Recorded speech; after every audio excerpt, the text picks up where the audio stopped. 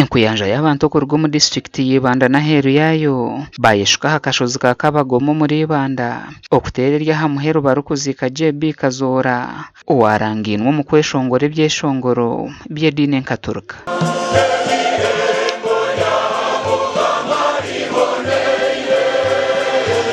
Ekitambo kya misa kyayebemberwa Vicar General Suvernas Ndugwa owajwekera Archbishop Wambarara Mbatubiine omugisha kandi ogu yasiima omugyenzi Kazoora ahabw'okushikiriza ekirooto kye nubwo arabe yabaire atashomire.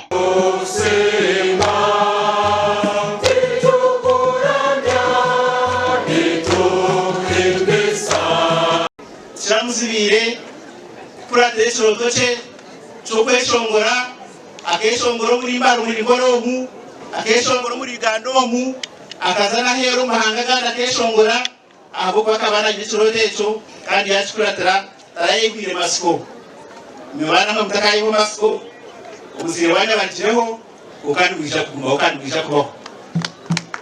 Omugenzi JB Kazoora akazarwa mu mwaka gwa 1962 kandi ahafeerire abiraine emyaka 64.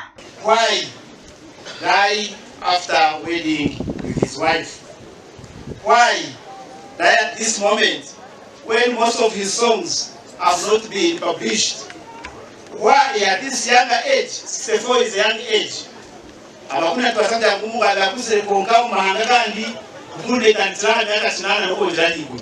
So Kazoora bataka kusere kandi nabweta n'umuntu ndagwa kure afe ningashinga umuto takabasa kufa.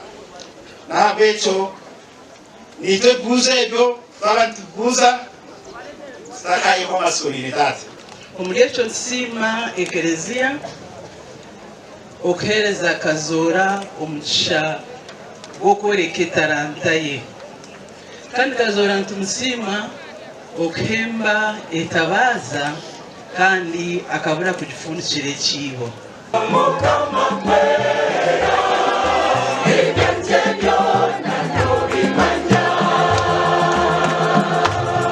JB Kazoora akafaho izooba ryo rw'okubanza bwanyuma y'esaabiiti emwe atungira isakaramento ery'obushwere oburikwera.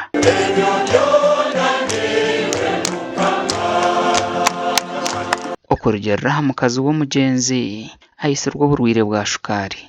Dr. Iza amutuma shukaari amushwija asanga shukaari eri ahiguru munonga akaba yasubire taragarikire kugamba akamutwara gye nizima mukama amutwira yezire amutwira atungira ishakaramento rya mantu muntu asitungire Yezu abadakasisirabira kibyaha ayeza kandi wabaki shukaari yatemba then toino hati ndinyengati nikubajo tekerarikirira hati tuzo mu mbozi zitu omumboze zitwagambire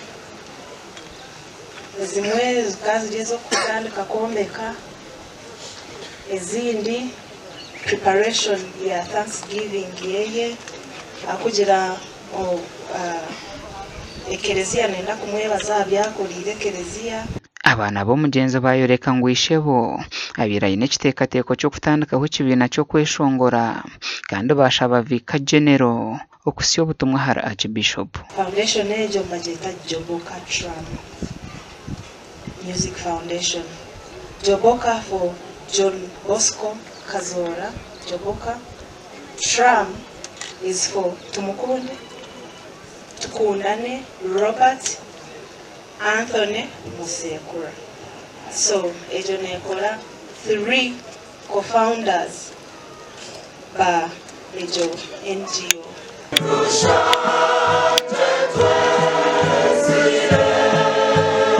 Ahabwo kugira ngo Kazoora kagarukire mu kibiina cya kashatu kandi yataho buri yo kushomesa abaana abebembezi bashaba bikiriza okumuhinduramu ekyo kureberaho. Twena ntutwamanyeje ngo Kazoora yagenagahi omwiguru ekinamwegaho Kazoora abirali omweshongozi konka atarashomere byingi kuri yashomere nk'ebyakatungwezi tukweta birataza no kufera mu Uganda arabatakunda kuzakereza kushoma konka bakunda music bahura music ya Kazora ni uruwasho ekereziya ngenda kugisima munonga kugira ngo ugende mu ekereziya kuyafa kandi combatants bona baza hapa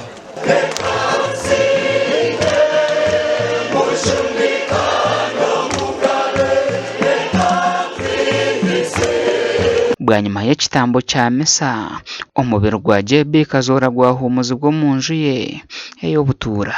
JB Kazora naija kuguma naijukwa habwe byeshongoro by'okuhimbisa n'okwekyaka ebirikukoresibwa mu makanisa goona na munonga mu za misa z'abanyakaturiki.